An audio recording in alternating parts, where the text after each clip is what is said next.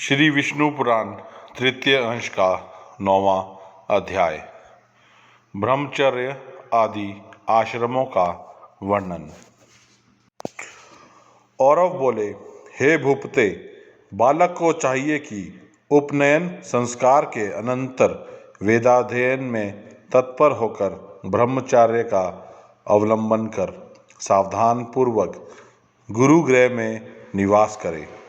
वहाँ रहकर उसे शौच और आचार व्रत का पालन करते हुए गुरु की सेवा शुश्रूषा करनी चाहिए तथा व्रतादि का आचरण करते हुए स्थिर बुद्धि से वेदाध्ययन करना चाहिए। हे राजन, प्रातःकाल और सायंकाल दोनों संध्याओं में एकाग्र होकर सूर्य और अग्नि की उपासना करे तथा गुरु का अभिवादन करे। गुरु के खड़े होने पर खड़ा हो जाए, चलने पर पीछे पीछे चलने लगे तथा बैठ जाने पर नीचे बैठ जाए। हे नृपश्रेष्ठ, इस प्रकार कभी गुरु के विरुद्ध कोई आचरण ना करे। गुरु के कहने पर ही उनके सामने बैठकर एकाग्रचित से वेदाध्ययन करे और उनकी आज्ञा होने पर ही भिक्षांत भोजन करे। जल में प्रथम आचार्य के स्नान कर चुकने पर फिर स्वयं स्नान करे तथा प्रतिदिन प्रातःकाल गुरुजी के लिए समिधा, जल, कुश और पुष्पादि लाकर जुटा दे। इस प्रकार अपना अभिमत वेद पाठ समाप्त कर चुकने पर बुद्धिमान शिष्य गुरुजी की आज्ञा से उन्हें गुरु दक्षिणा देकर गृहस्थाश्रम में प्रवेश करे। राजन, फिर विधि पूर्वक पानी ग्रहण कर अपनी वर्णानुकूल वृत्ति से द्रव्योपार्जन करता हुआ सामर्थ्यानुसार समस्त गृह कार्य करता रहे। पिंड दानादि से पितृगण की, यज्ञादि से देवताओं की, अन्नदान से अतिथियों की, स्वाध्याय से ऋषियों की, पुत्रोत्पत्ति से प्रजापति की, बलियों अन्नभाग से भूतगण की तथा वात्सल्य भाव से संपूर्ण जगत की पूजा करते हुए पुरुष अपने कर्मों द्वारा मिले हुए उत्तमोत्तम लोकों को प्राप्त कर लेता है। जो केवल भिक्षावृत्ति से ही रहने वाले परिवारजक और ब्रह्मचारी आदि हैं, उनका आश्रय भी गृहस्थाश्रम ही है। अतः यह सर्वश्रेष्ठ है। हे राजन, विप्रगण वेदाध्ययन, तीर्थ स्नान और देश दर्शन के लिए पृथ्वी पर्यटन किया करते हैं। उनमें से जिनका कोई निश्चित गृह अथवा भोजन प्रबंध नहीं होता और जो जहाँ सायंकाल हो जाता है वहीं ठहर जाते हैं, उन सब का आधार और मूल गृहस्थाश्रम ही है। हे राजन, ऐसे लोग जब घर आवें तो उनका कुशल प्रश्न और मधुर वचनों से स्वागत करें तथा शय्या, आसन और भोजन के द्वारा उनका यथाशक्ति सत्कार करें। जिसके घर से अतिथि निराश होकर लौट जाता है, उसे अपने समस्त दुष्कर्म देकर वह अतिथि उसके पुण्य कर्मों को स्वयं ले जाता है। गृहस्थ के लिए अतिथि के प्रति अपमान, अहंकार और दंभ का आचरण करना, उसे देकर पछताना, उस पर प्रहार करना अथवा उससे कटु भाषण करना उचित नहीं है। इस प्रकार जो गृहस्थ अपने परम धर्म का पूर्णतया पालन करता है, वह समस्त बंधनों से मुक्त होकर अत्युत्तम लोकों को प्राप्त कर लेता है।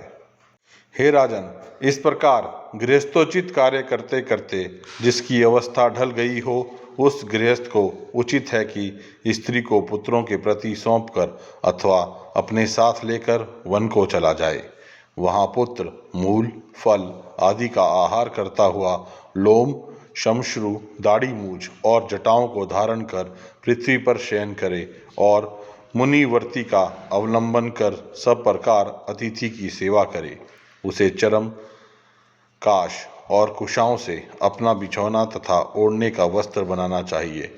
हे नरेश्वर, उन मुनि के लिए त्रिकाल स्नान का विधान है।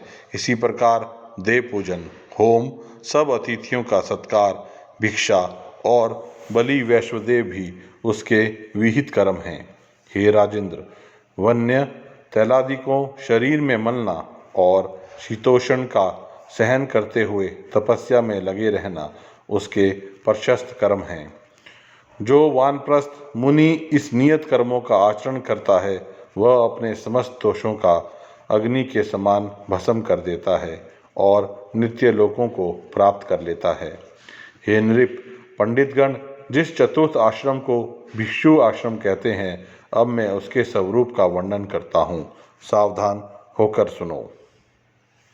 हे नरेंद्र, तृतीय आश्रम के अनंतर पुत्र, द्रव्य और स्त्री आदि के स्नेह को सर्वथा त्याग कर तथा मात्सर्य को छोड़कर चतुर्थ आश्रम में प्रवेश करें। हे पृथ्वीपते, भिक्षु को उचित है कि अर्थ, धर्म और काम रूप त्रिवर्ग संबंधी समस्त कर्मों को छोड़ दे, शत्रु मित्रादि में समान भाव रखे और सभी जीवों का सुहृद हो, निरंतर समाहित रहकर जरायुज, अंडज और स्वेदज आदि समस्त जीवों से मन, वाणी अथवा कर्म द्वारा कभी द्रोह न करे तथा सब प्रकार की आसक्तियों को त्याग दे।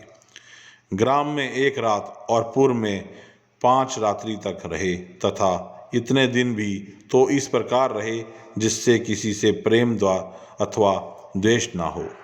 जिस समय घरों में अग्नि शांत हो जाए और लोग भोजन कर चुकें, उस समय प्राण रक्षा के लिए उत्तम वर्णों में भिक्षा के लिए जाए। परिवार जगता को चाहिए कि काम, क्रोध तथा दर्प, लोभ और मोह आदि समस्त दुर्गुणों को छोड़कर ममता शून्य होकर रहे। जो मुनि समस्त प्राणियों को अवधायन देकर विचरता है, उसको भी किसी से कभी कोई भय नहीं होता। जो ब्राह्मण चतुर्थ आश्रम में अपने शरीर में स्थित प्राणादि सहित जठ रागिनी के उद्देश्य से अपने मुख में भिक्षान रूप हवि से हवन करता है, वह ऐसा अग्निहोत्र करके अग्निहोत्रियों के लोकों को प्राप्त हो जाता है। जो ब्राह्मण ब्रह्मा से भिन्न सभी मिथ्या है, संपूर्ण जगत भगवान का ही संकल्प है, ऐसे बुद्धि योग से युक्त होकर यथाविधि आचरण करता हुआ इस मोक्षाश्रम का पवित्रता और सुखपूर्वक आचरण करता है, वह निरींधन अग्नि के समान शांत होता है और अंत में ब्रह्मलोक प्राप्त करता है। यह था श्री विष्णु पुराण के तृतीय अंश का 9वां अध्याय।